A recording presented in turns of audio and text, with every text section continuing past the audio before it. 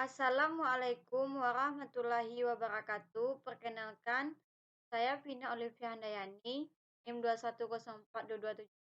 Di sini, Vina akan mencoba menjelaskan tentang teori modernisasi.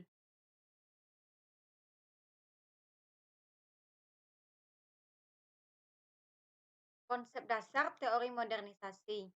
Teori modernisasi menjelaskan tentang proses transformasi dari masyarakat tradisional ke masyarakat modern. Modernisasi merupakan proses perubahan terhadap sistem ekonomi, sosial, dan politik yang berkembang di Eropa Barat dan Amerika Utara dari abad ke-17 sampai ke-19 yang kemudian menyebar ke negara-negara Eropa lainnya. Perubahan tersebut juga terjadi di Amerika Selatan, Asia, dan Afrika pada abad ke-19 dan ke-20.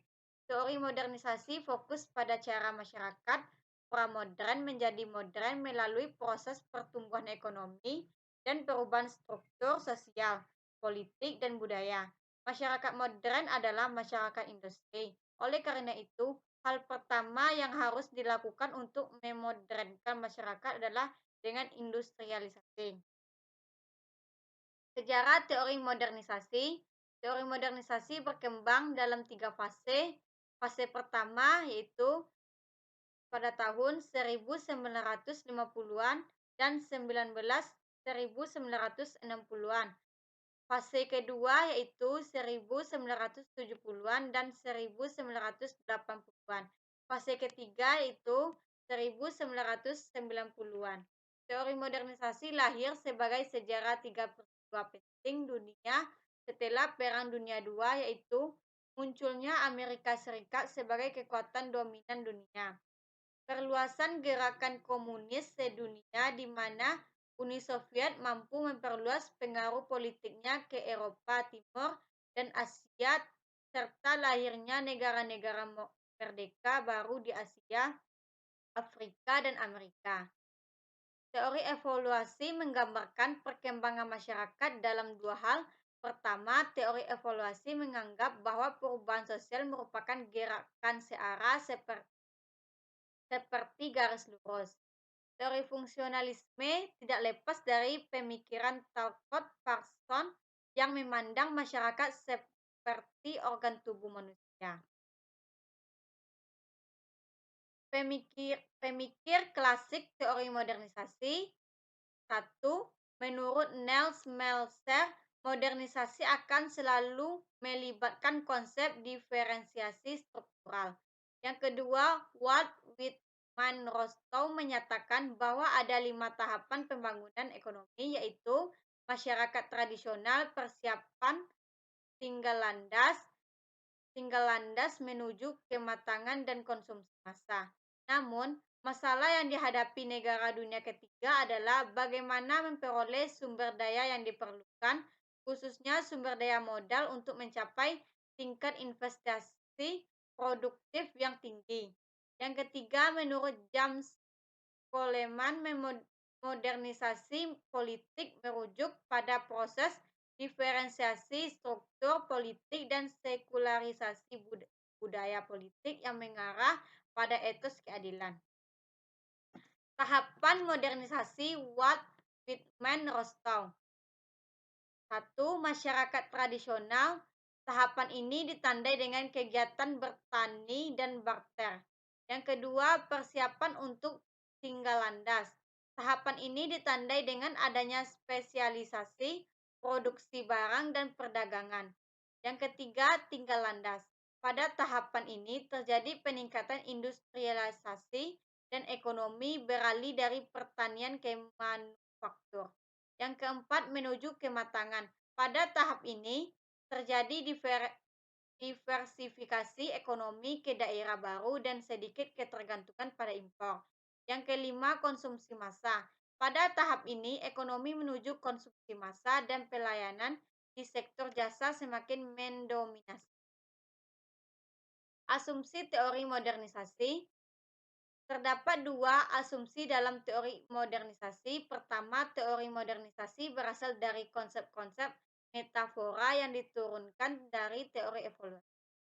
Kedua, teori modernisasi berasal dari pola pikir teori fungsionalis. Berdasarkan teori evaluasi, modernisasi merupakan proses bertahap, proses homogenisasi, terbentuk sebagai proses Eropanisasi atau Amerikanisasi.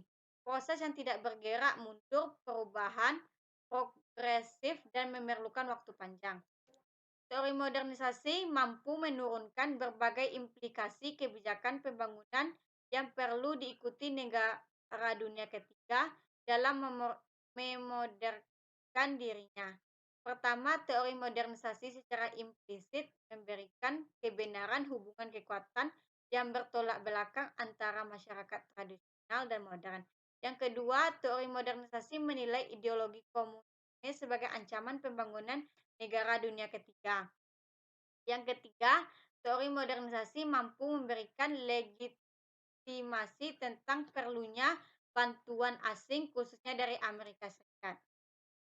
Kritik teori modernisasi, menurut Daniel Lerner menyatakan bahwa teori modernisasi melupakan sejarah yang terjadi pada negara dunia ketiga. Dalam sejarahnya, negara dunia ketiga mengalami masa penjajahan oleh bangsa Eropa sehingga membuat negara tersebut tertinggal. Selain itu, teori ini menyatakan bahwa untuk menjadi modern, negara dunia ketiga harus mengikuti proses yang terjadi di negara dunia pertama, negara barat. Akan tetapi, proses negara dunia pertama menjadi modern membutuhkan waktu yang sangat panjang. Aspek-aspek modernisasi.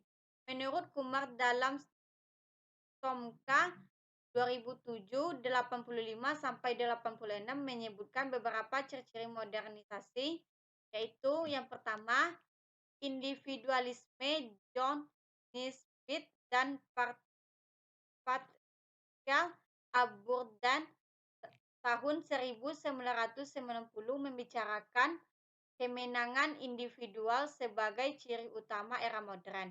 Yang kedua, diferensiasi, munculnya spesialisasi, penyempitan definisi pekerjaan akan memerlukan berbagai kecakapan, keterampilan, dan latihan. Yang ketiga, rasionalitas, artinya memiliki perhitungan. Yang keempat, ekonomisme. Seluruh aspek kehidupan sosial didominasi oleh aktivitas ekonomi, tujuan ekonomi, dan prestasi ekonomi. Yang kelima, perkembangan. Modernitas cenderung memperluas jangkauan dan ruang, dan inilah yang dimaksud dengan proses globalisasi. Baiklah, hanya ini yang dapat saya sampaikan dari materi teori modernisasi. Kalau ada kata-kata saya yang salah, tolong dimaafkan. Sekian dari saya. Terima kasih. Assalamualaikum warahmatullahi wabarakatuh.